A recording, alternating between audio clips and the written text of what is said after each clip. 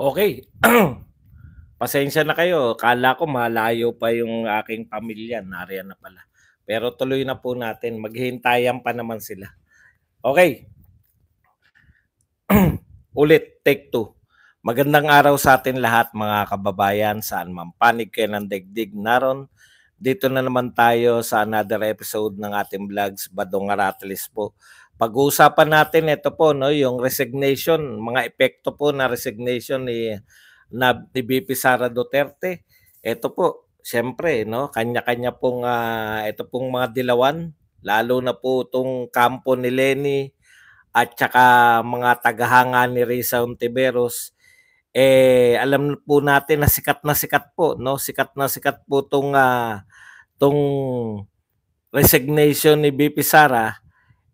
Ano po, umiepal po si Lenny Robredo o yung mga tagahanga niya at saka to si Risa Ontiveros na pilit, no?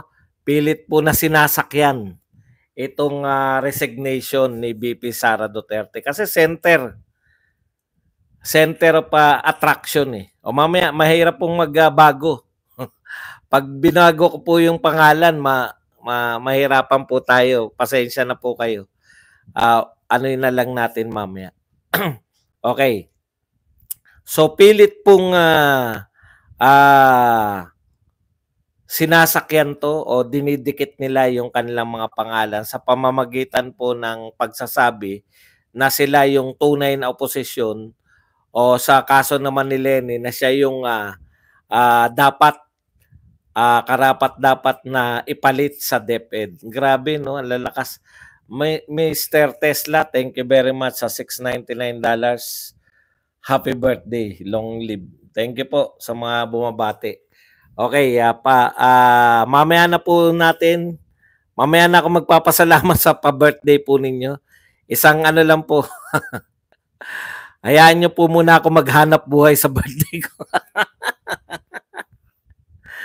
Okay, pag-usapan din po natin, ito po, stock market at saka piso, bagsak po ngayon, no? Hindi ko po alam kung ito po yung epekto na nung pagre-resign ni BP Sara or talagang yung kapalpakan pa lang po ng gobyerno kasi stock, hindi ko alam kung stock market to ngayon o yung kahapon pa. Tinitignan ko yung stock market sa Pilipinas, nawala na yung link ko dati dahil nawala na ako Nag-withdraw na ako noon pa. Pumasok to si BBM, wala na, hindi na umabante yung stock market ng Pilipinas. Okay, pag-uusapan din po natin, ito pong sinabi ni Gadon na ang may kasalanan ng resignation, no, ay si ex-President Duterte. Ang kinakailangan sisihin at ang kanyang mga vlogger, mga bayarang vlogger. Yan po mga pag-uusapan natin, pero bago yan, kung bago ka pa lang dito sa ating channel, mag-subscribe ka na. Dahil ito lang ang channel na may kinikilingan, may pinapanigan. Una sa balita, huli sa impormasyon, kaya ano pang hinihintay nyo? Pindot na, okay. Ako raw bang susunod na DepEd Secretary? Hindi. Okay, pag-usapan po natin mga kapatid, no. Alam po ninyo, ito pong panyanyari na to, no. Putok na putok lahat ng dyaryo. Ito ayaw man lang i-promote yung mga Duterte, hindi po pwedeng hindi pag-usapan, napakalaking balita, no. Yung resignation po ni BP Sara. Apektado po lahat. Okay? Ito pong stock market ngayon, ang piso resumes decline, stock market edge lower. Ito po ang balita ngayon, June 20, 2024 mula po sa Manila Times. Hindi ko alam kung itong pagbagsak na to ay nakasama na yung pagre-resign ni BP Sara. Pero kung hindi pa, mas lalo pong babagsak yan dahil kung ngayon pa lang maapektuhan. Yan pong kaya po napakahirap po, no, yung mga nananalangin. Your wish is granted, no? Sana masaya kayo. Akala nyo walang mga epekto yan. Yan po, bagsak ang ekonomiya, ang taas na po, bagsak po yung piso, Kahapon po, bumagsak po ng naging 58.755 na po at bumagsak po ng 2.77 points ang ating stock market. Malaki po 'yan, no? Kung pag-uusapan po yung stocks.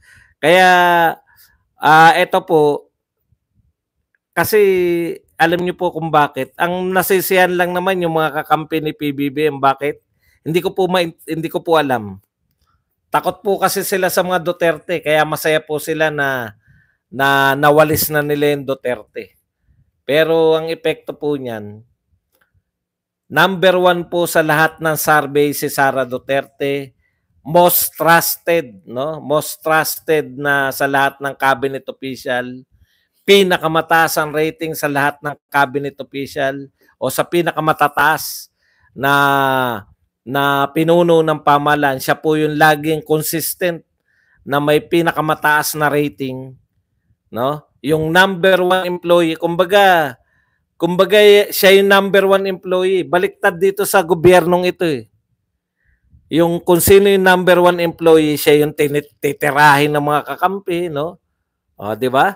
Siya yung pilit ibabagsak. Alam niyo yung sa normal na kumpanya, yung best employee mo pinaparangalan, no? Pero dahil kaya na kung pinaparangalan yung best employee, talagang magsisikap yung mga pinopromote, 'di ba? Magsisikap yung mga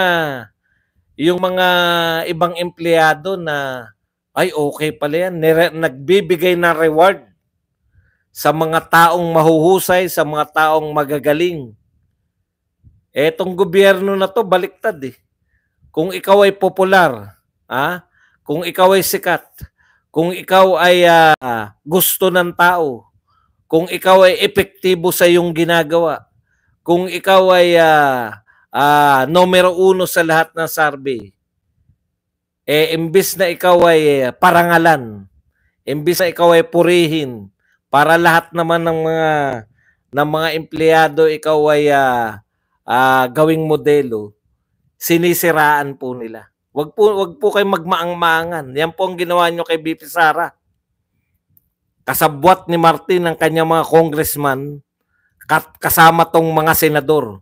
At yung mga kakamping senador natin, bakit kayo dehin bokiki na ang inyong vice president ay winawarak, no? Winawarak ng pamilyang Marcos Romualdez. Okay. Yan. Ang epekto niyan, kawalan lalo ng tiwala ng mga foreign investors. 'Di ba? Kung ikaw wala kang kamalay-malay sa politika, teka muna. 'Di ba number 1 yan si Vice President? 'Di ba yan yung nagpanalo kay Marcos? 'Di ba yan yung anak ni Duterte? 'Di ba magaling yung tatay niyan kaya nanalo si Marcos dahil ikinabit yung pangalan diyan sa mga Duterte? Tapos tatanggalin? Mawawalan po talaga ng tiwala yung mga investor sa atin. Kasi hindi ka marunong mag-alaga ng best employee. Wala pong kumpanya na yung best employee mo ay sisiraan mo. Yun po yung point natin doon. Anyways, punta po tayo dito sa ibang balita, no? Susubaybayan po natin 'yan. Titignan natin kung magpapatuloy itong pagbagsak ng piso kontra dolyar at pagbagsak po ng ating ng stock market, no? Punta naman po tayo dito sa pag-epal. Ayan, hindi po alam niyo ang mga dilawan at kakamping. Wala po talaga silang yung leader na may issue. Ano tayo diyan? Epal tayo diyan. Sa kanila po lang yung lahat sa kanila anong tawag doon? Yung makakuha lang ng press. Photo ops lang. 'Di ba si Lenny? Ang buong panunungkulan ni Lenny bilang Vice President ay 6 na taon na pro photo ops. Yun lang talaga tong mga dilawan na to. Ito na naman ngayon. Sinabi ni Roque na ang tunay na dahil si VP Sara Duterte ay nag-resign na, so hindi na siya administrasyon, siya na yung tatayo na leader ng opposition. Aba, kino-question ka nito ni Laila de Lima, no? Yung pagiging oposisyon nito ni Sara Duterte. Ito po ang mga pahayag nito ni Laila de Lima at ng mga dilawan. No? Ang tunay na oposisyon may pundasyon ng accountability, transparency at pagmamalasakit sa mamamayan. Mga bagay na hindi nakikita sa track record ni BP Sara. Sa kanyang pagbibitiw, wala namang naganap na pag-ako ng responsibilidad o pagbabago ng mga prinsipyo at paninindigan. Alam nyo, ang pagkakapareho ng lahat ng dilawan, kasama yan si Chis Escudero, etong sila Laila de Lima, Keiko Pangilinan, Leni Robredo, lahat po yan. No? Ang hilig nilang gumamit ng mga salita na masasarap para kayong dinuduyan eh. No? Ang tunay na oposisyon may pundasyon ng accountability, transparency, pagmamalasakit sa mamamayan, mga bagay na wala pong katotoran yung mga pinagsasabi nyo lahat. Simple lang po ang maging tunay na oposisyon. Magbasa tayo ng meaning. Para lang malinaw sa, di yata. Ang gusto nilang sabihin, ang tunay na oposisyon, sila pa rin. Si Leni Robredo at saka si Risa Hontiveros, ang tunay na pinuno ng oposisyon.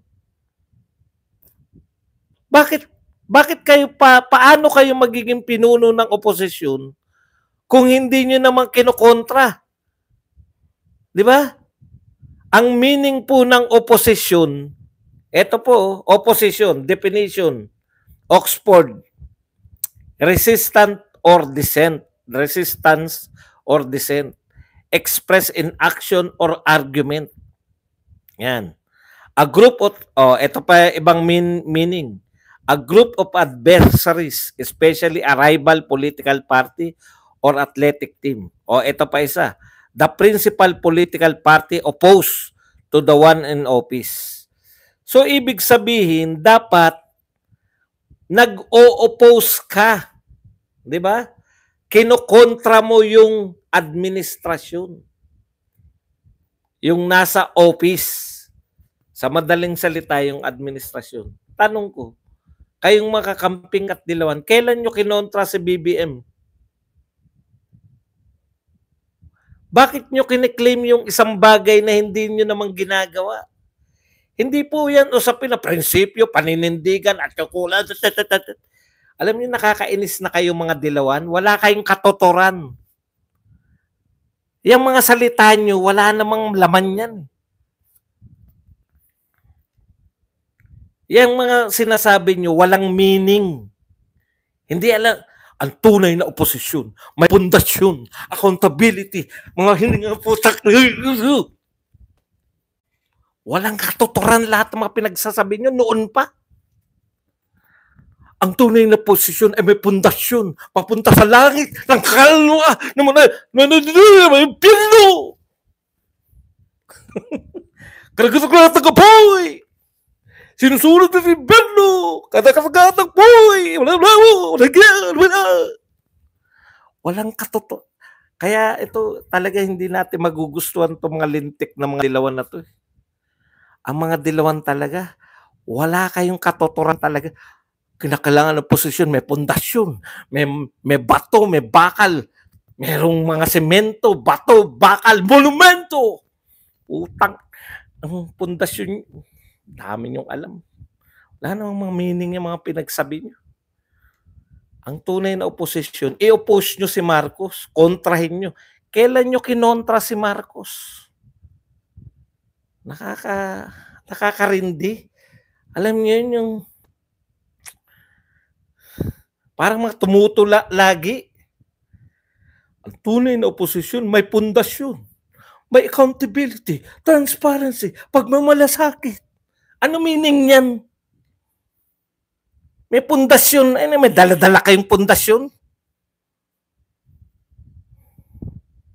May bakal, may bato, may semento, magtayo kayo ng monumento. Yun pala. Kaya pala mahilig kayo nung panahon nyo. Ang tanging proyekto ni Cory Aquino tsaka ni Noynoy, magtayo ng semento. Kasi kayo ay mayroong pundasyon. Yung pala kaya pala ngayon ko lang naunawaan. Nakakabilidad o pagbabago ng prinsipyo paninindigan. Naghahanap yata sila ng mga pinakamahihirap na mga prinsipyo, paninindigan, pag-ako, pundasyon. Thank you very much muna. Pampakalma.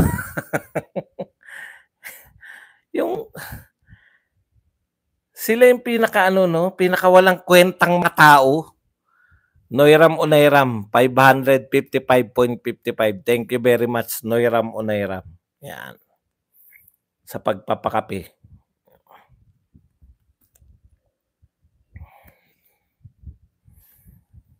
Paninindigan, pare-pareho sila eh. Kinakailangan umaalon. Pwede po ba, nasanay na po kami, no? Ganito lang po magsalita. Nagre-resign ako, syukran. I resign, syukran. Simple lang. Pasimplihin nyo ang buhay natin.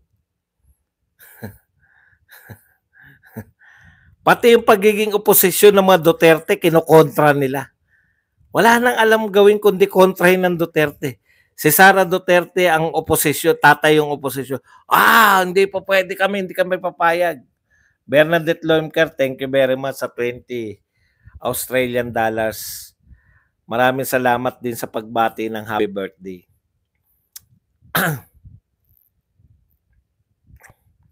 Pasimplihin nyo lang. No? Ang kaganapan na to ay dulot ng matambaluslos at bangag. Syukran. Tapos. Kaya tayo nababaon dahil sa mga bangag at tambaluslos. Syukran.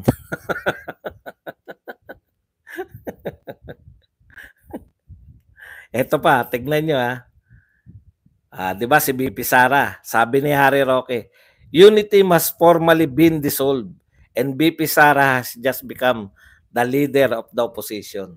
Walang problema, di ba? Syukran.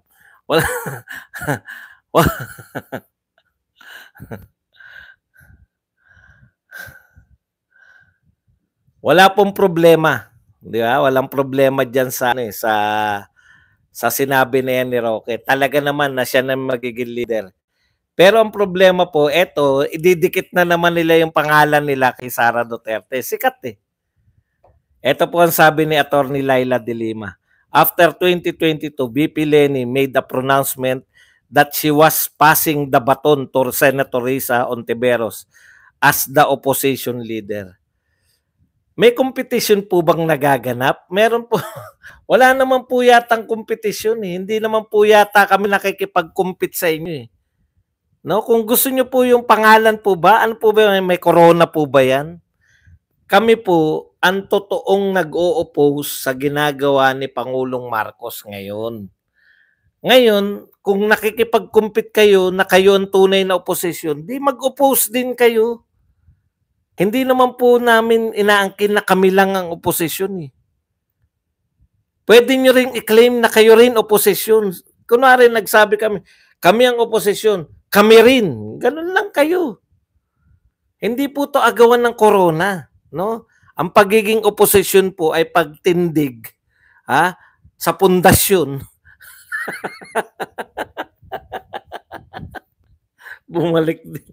Hindi po, ang pagiging oposisyon po ay kinokontra mo yung mga maling ginagawa ng nasa pamahalaan.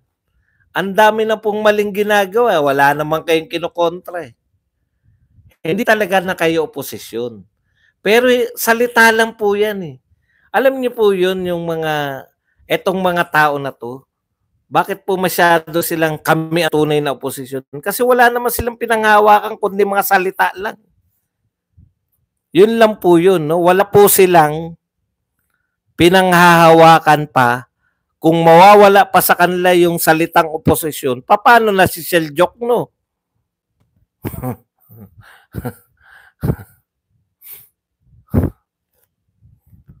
Di kayo na. Gusto nyo ba maglagay? Gawa kayo ng t-shirt. Kami ang tunay na oposisyon. Wala naman pong problema ron.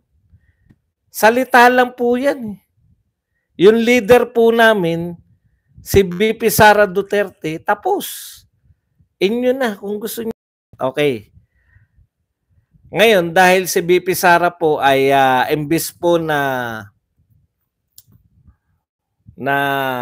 mawala po sa eksena. Kasi yan yung purpose nila no? Mag-resign na para wala na. Ang kinatatakot kasi nila, bigla silang nagising sa katotohanan na yung DepEd ang pinakamalaking departamento, no? Sa isang mahusay na pinuno, ikasisikat yan. At yun nga po ang nangyari na sumisikat lalo taliwas sa gusto nilang mangyari kaya binigay sa kanya yung DepEd. DepEd kasi po ang pinakamalaking problema. No?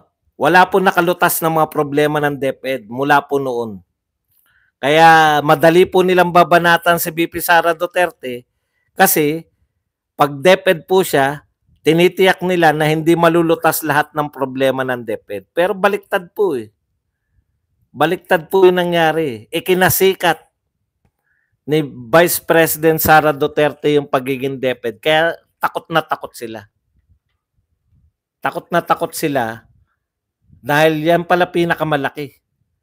Akala nila yung mga teacher katulad nila Franz Castro, pag upo ni VP Sara, kabi-kabilang rally ang magaganap, napatahimik ni Sara Duterte. Nakinig siya eh. O ngayon, anong ginagawa nila ngayon?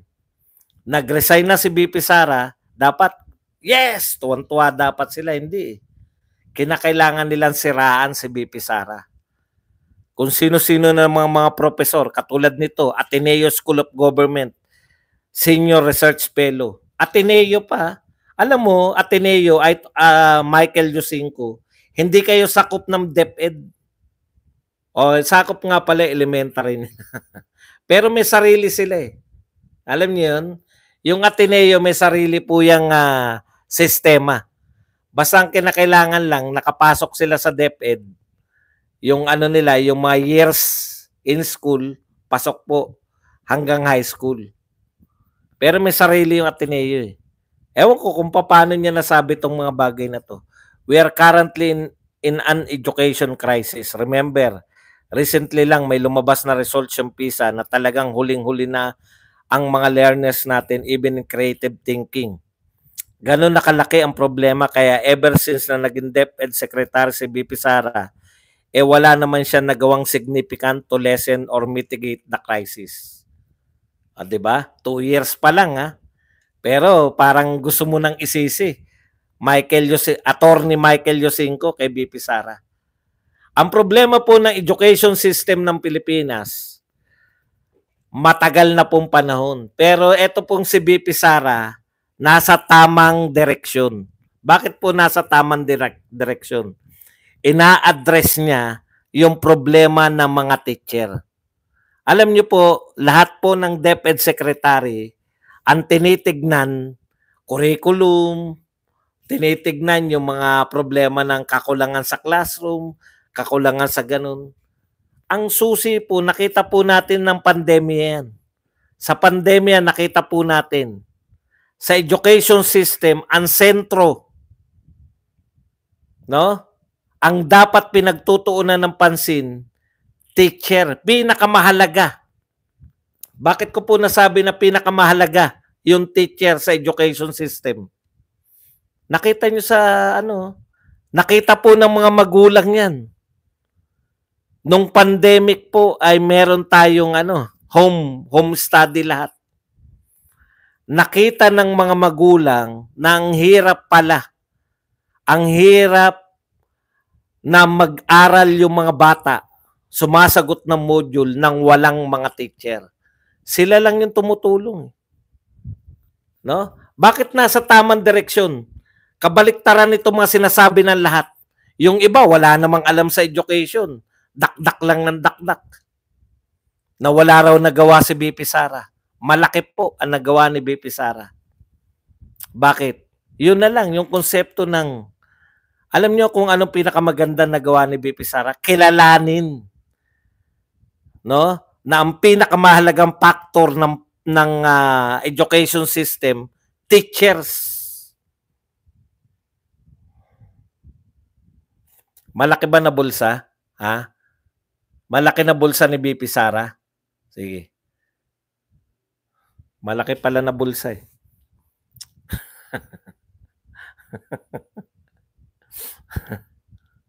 Okay, balik po tayo. Yung kilalanin mo yung problema ng mga teacher, lutasin mo yung mga problema ng mga teacher, yung the rest, kaya na yan eh.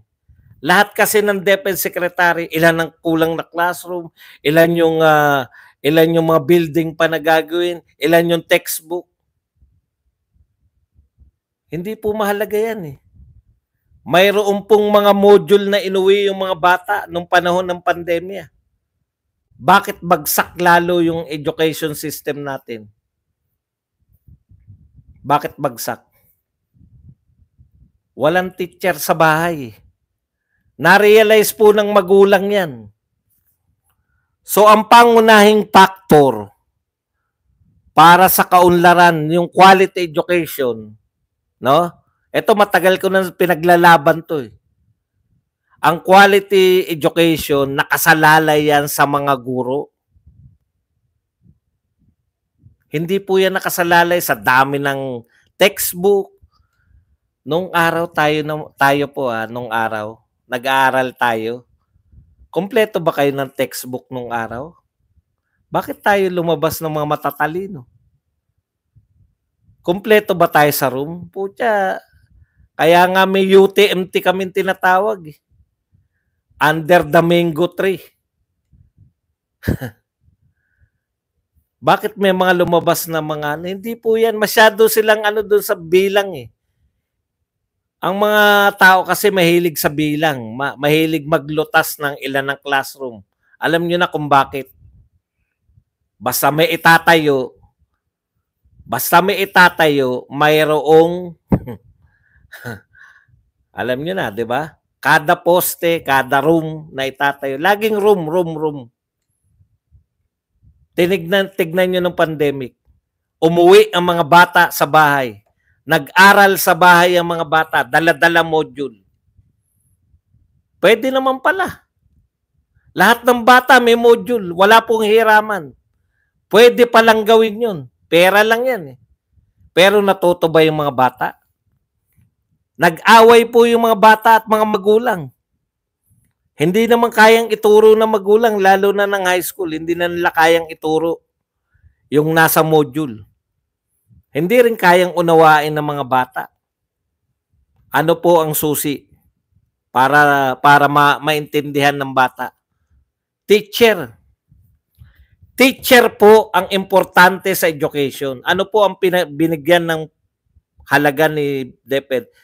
Yan kayong mga siraulo kayong nagsasabi ng kung ano-ano kay BP Sara. Ngayon ko lang ipagtatanggol siya sa DepEd.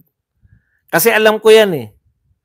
Alam ko yan kung ano-ano nilulutas ng mga kung sino-sino sa DepEd.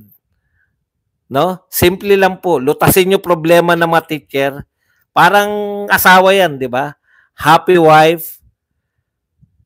Ano naman nga yung kasabihan? Nakalimutan ko na tuloy. Happy wife, happy family. Di ba? Happy wife, happy family. Pasayahin mo yung nanay, magiging maganda yung ano. Okay. Alam nyo, pag nilutas mo yung problema ng mga teachers, pag pinaunlad mo yung mga teachers, happy wife, happy life pala. Di ba? Kaya yung mga tinatanggalan ni BP Sara, yung mga teacher, Simula na yan eh. Tinatanggalan niya ng mga trabaho na hindi dapat. Pinagbakasyon niya. Bakasyon ng bata, pagbakasyonin din natin ng mga teacher. Tayo po naging estudyante lahat. Pagbakasyon, ano po ang gusto na natin pag nakatapos na isang buwan na bakasyon? Gusto na natin ng pasukan. Tama? Yung mga teacher, dahil hindi nagbabakasyon, unang araw pa lang ng pasukan, galit na kagad. Hindi nyo pinagbabakasyon eh. Trabaho ng buong taon, trabaho pa rin hanggang bakasyon. Malaki po epekto niyan sa mga bata. Yang sinasabi nyo walang ginagawa si BP Sara. Hindi po totoo yan. Yung PISA na yan, in fairness po kay matandang Briones. Kulelat tayo, di ba? Kulelat tayo sa PISA. Yung test, kumuha tayo. Pero in fairness po kay Briones, panahon lang po tayo ni Briones sumali dyan sa PISA. Ibig sabihin, yung mga nauna kay Briones, ayaw nating mag-test sa PISA. Ayaw nating sukatin kung gaano kabagsak yung edukasyon natin. Ibig sabihin si Briones, in fairness, kasi panahon din ni Duterte yan, kaya nga bilib din si Tatay Digong dyan. Gusto niyang malaman ano talaga yung kalagayan ng education system natin. Baliktad ton mga to eh. Kung sino yung mga tao na gustong tugunan yung ating suliranin sa edukasyon, yun yung binabanatan nyo. Wala talaga tayong masasabi na kulelat tayo noon before Briones. Bakit? Hindi tayo nagtetest eh. Yan po yung sukatan, yung PISA. Nung panahon ni Briones, nagtest tayo. Ay, ang baba pala natin. Doon ka lang magsisimula. Yun po yun eh. Ngayon alam na natin na mababa tayo. Huwag nyo pong isisi yan kay BP Sara Duterte. Siya nga yun naglulutas eh. Mababa talaga tayo dahil bugnot ng mga teacher eh. Dami-dami yung pinagagawa sa mga teacher. Bukod sa pagtuturo ang sinasabi ko bukod sa pagtuturo yun yung nilulutas ni BP Sara sa DepEd. Kaya mamimiss si BP Sara ng mga teacher eh. Lalo na pag binalik na, wala nang bakasyon. Lahat ng tao gusto ng bakasyon eh. Wala po nagbabakasyon na teacher, kaya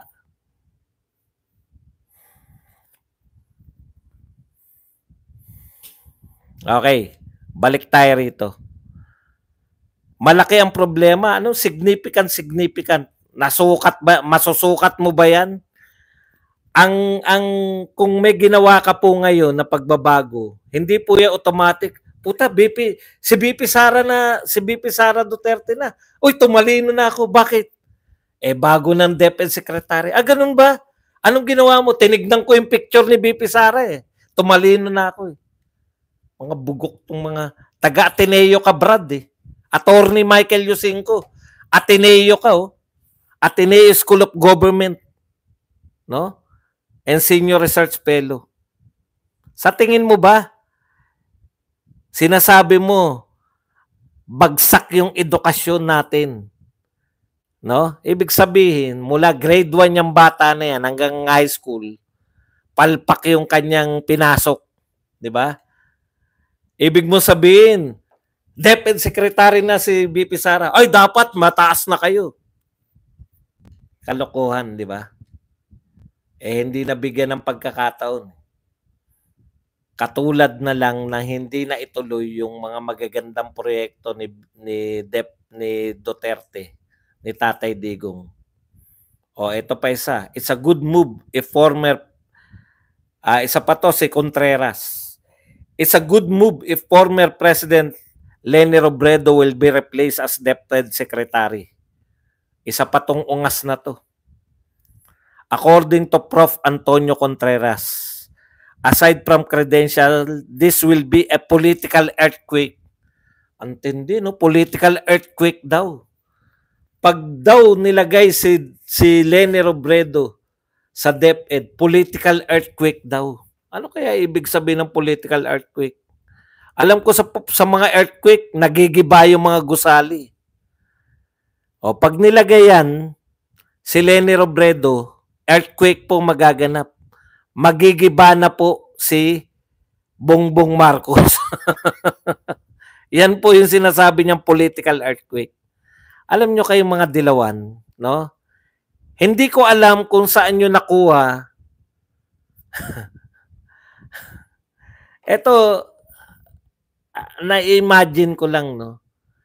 Kung ako po, kung mga Duterte support, halimbawa po si Pangulong Duterte yung nakaupo, tapos itong mga dilawan, dinidikit lang nila yung sarili nila. Tapos sinasabi nila ngayon, dapat si Leni ang malagay dyan. Marcos ba kayo? Marcos ba sinuportahan nyo? Kayong mga dilawan? Ano yung, ang lakas ng loob, parang napakalakas naman ng loob ninyo na mag-suggest na dapat ilagay ni Marcos si Leni Robredo sa posisyon ng DepEd. Ako gusto kong malagay si tama to si Contreras eh. Baka nga political earthquake yan. Magigiba na yung politically magigiba na yung Marcos Romualdez, no? Pag nilagay nila si Leni diyan. Pero yung kapal ng mukha ninyo, hindi ba kayo nakakapalan sa inyo mga dilawan? Hindi ba yung Pangulo sinasabihan niyo yan na sinungaling, magnanakaw, mamamatay tao, papahukay niyo yung tatay sa libingan ng mga bayani? Grabe, no? Para kayong mga aso. Yung isinusukan nyo, kinakain nyo ngayon. Di ba ganyan yung aso, sumuka tas kakainin? Sinusukan nyo yung mga Marcos eh. Real talk sa mga dilawan, no? Sinusukan ninyo yung mga Marcos. Ngayon nag-a-apply kayo, lalakas ng loob po dyan.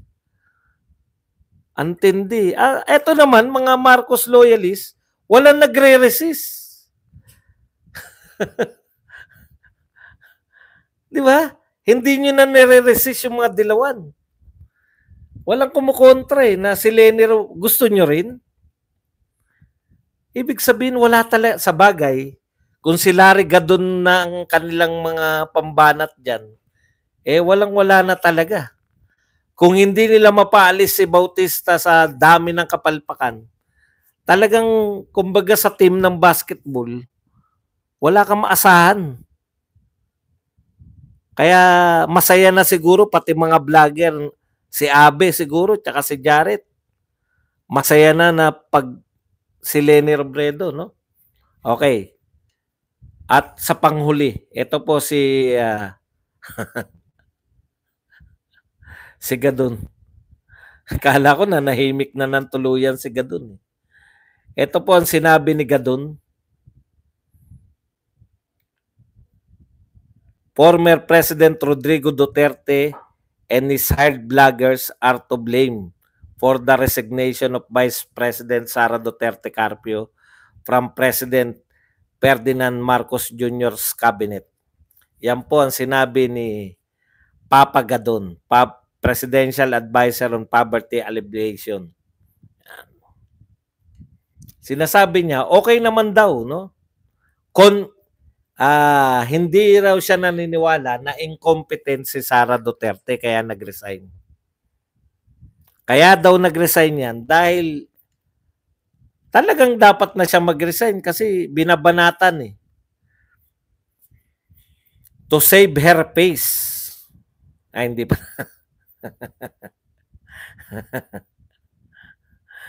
Ang sinasabi niya, si Sara Duterte daw ay may trabaho sa administrasyon. Dapat pro-admin siya, di ba? Kung siya ay cabinet official, at pro-admin ka, ina-assess mo yung presidente, pero paano mo nga i-assess yung presidente kung Yung tatay mo, mga kapatid mo, mga kaalyado mo, kasama na yung mga vlogger, ay panay ang banat kay BBM. Actually, hindi namin binabanatan nung una si BBM, no? Si Martin lang. Si Tambaloslos Martin lang. Pero bakit na-shift kay PBBM? Eh, hindi niya pinagtatanggol si Sara Duterte.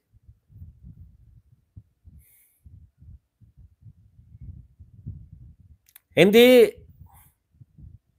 hindi po nila respeto, wala namang respeto yung mga yan.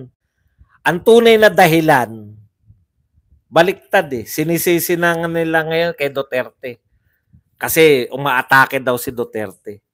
Bakit ba umatake si Duterte? Yun yung tanong eh. Bakit umatake si Duterte? 'Di ba?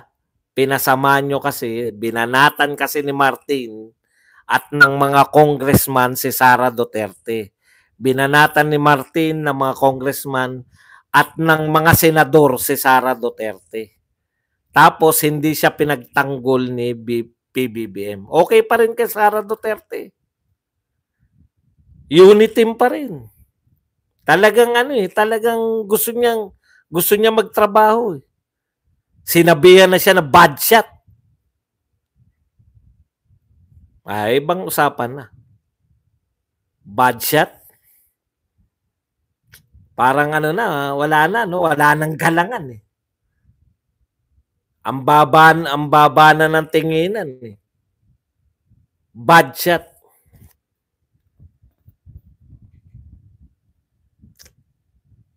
You humiliated my daughter. Kaya baliktad tong mga to eh. Binabaliktad yung sitwasyon eh.